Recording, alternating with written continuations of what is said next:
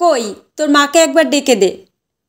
মামা, মায়ের শরীরটা খারাপ, এখন আসতে পারবে না।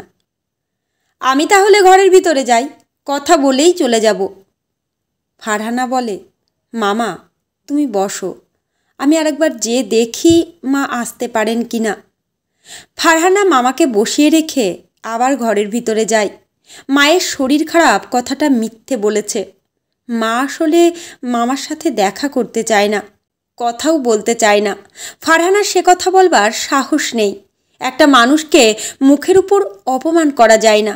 অনেকে হয়তো পারে, তবে ফারহানা পারে না। যদিও মামা যা করেছে সেসবে মায়ের দেখা করতে না চাওয়ায় কোনো অপরাধ দেখছে না। শেলি বারান্দায় দাঁড়িয়ে আছে। ফারহানা মায়ের পাশে দাঁড়ায়, মাকে বলে, একবার দেখা করে আসো মা, একটু কথা বললে কোনো ক্ষতি হবে না। অনেক সময় আমাদের অপছন্দের মানুষের কথা আমরা বিরক্ত লাগলেও শুনে যাই, তেমনই শুনে আসো। শেলি মেয়ের দিকে তাকিয়ে বলে, আমি এত মহান হতে পারছি না। তোরে না বললাম তুই যে বল মা আপনার সাথে কথা বলতে চায় না। ফারহানা বলে, আমি বলেছি তোমার শরীর খারাপ, এখন সামনে যেতে পারবে না। মামা বলেছে শুধু একটু কথা বলেই চলে যাবে। তোমার ভাই, তুমি সামনে যেয়ে বলে আসো যে তার সাথে কথা বলবে না। শেলি কি করবে বুঝতে পারে না। সামনের ঘরে যেতে ইচ্ছে করছে না। শেলিরা দুই ভাই বোন। বড় ভাই তার থেকে 4 বছরের বড়। বয়সে 4 বছরের বড় হলেও বড় ভাই 1 ক্লাস উপরে ছিল। ভাইয়ের পুরনো বই শেলিকে পড়তে হয়েছে। ছোটবেলায় একবার মারপিট করে ভাইয়ার হাত ভেঙে গিয়েছিল।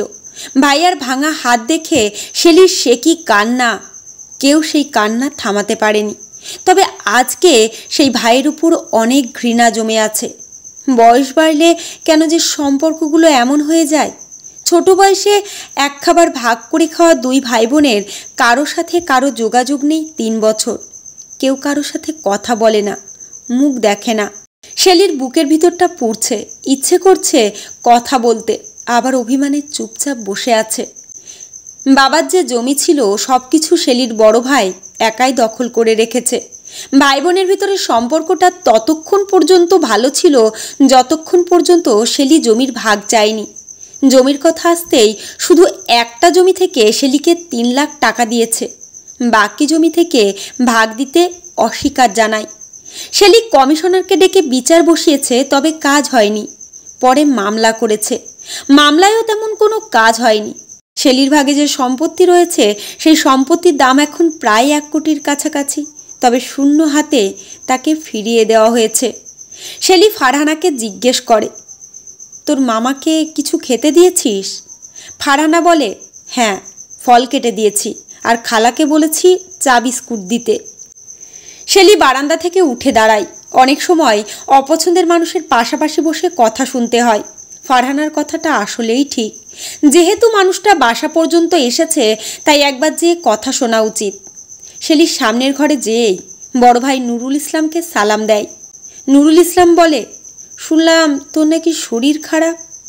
হ্যাঁ, গত রাতে ঘুম হয়নি, মাথা ব্যথা করছে। নুরুল ইসলাম বলে, একটু বস, মিনিট 15 কথা বলেই চলে যাব। শেলি সামনের সোফায় বসে। নুরুল ইসলাম বলে, গত 1 বছর ধরেই চাইছি একবার উমরাহ হজ করে আসব। 2 বার সব ঠিকঠাক হয়েছে, তবে একটা না একটা ঝামেলায় সে হাজির হয়, আর হজে যাওয়া হয়নি। আমাদের মসজিদের বড় হুজুরের কাছে গেলাম গত রাতে এশার নামাজের পরে। হুজুরের কাছে সব কিছু বললাম। হুজুর তখন বলে, দেখেন, আল্লাহ সব কিছু ক্ষমা করবেন, তবে নিজে কসম খেয়ে বলেন, কারো হক নষ্ট করলে তা সে ক্ষমা করতে পারবেন না। হুজুরের কথাটা আমার মনে লাগে। আমার যে টাকা পয়সা আছে, জীবন চলে যাবে, ছেলে মেয়েদের জন্যও কম করিনি।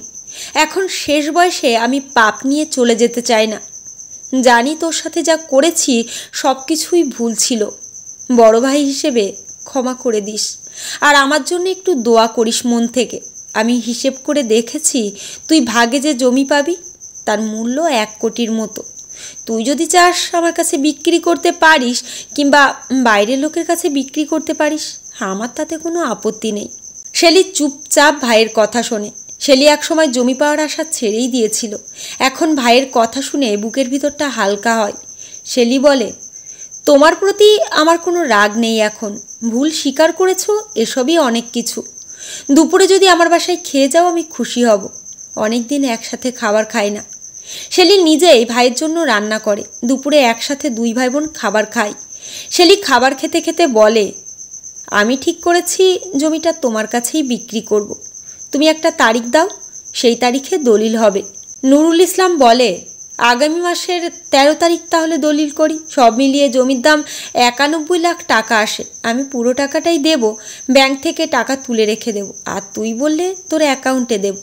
13 তারিখ সন্ধ্যায় দলিলের সব কাজ শেষ হয়। নুরুল ইসলাম শেলির অ্যাকাউন্টে 59 লাখ টাকা দিয়েছে, বাকি টাকা আজকে দলিলের সময় হাতে দিয়েছে। নুরুল ইসলামের আজকে ভালো লাগছে, নিজেকে হালকা মনে হচ্ছে, শরীরটা বেশ হালকা লাগছে। শরীর থেকে জ্বর ছেড়ে যাওয়ার সময় যেমন ভালো লাগে তেমনই মনে হচ্ছে নিজেকে। শেলি গাড়িতে বসে আছে, পাশেই একটা টাকার ব্যাগ, ফারহানাও পাশে বসা। বাসার দিকে যাচ্ছে তারা, ভাইয়ার জন্য মন থেকে দোয়া করে।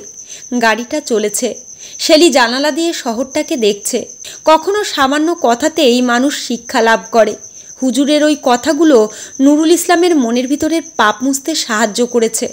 শহরে যেমন হুট করে আসা বৃষ্টি সব ধুলো ময়লা মুছে দিয়ে চলে যায়, তেমনি কখনো অল্প কিছু কথা মানুষকে সঠিক পথ দেখিয়ে দেয়।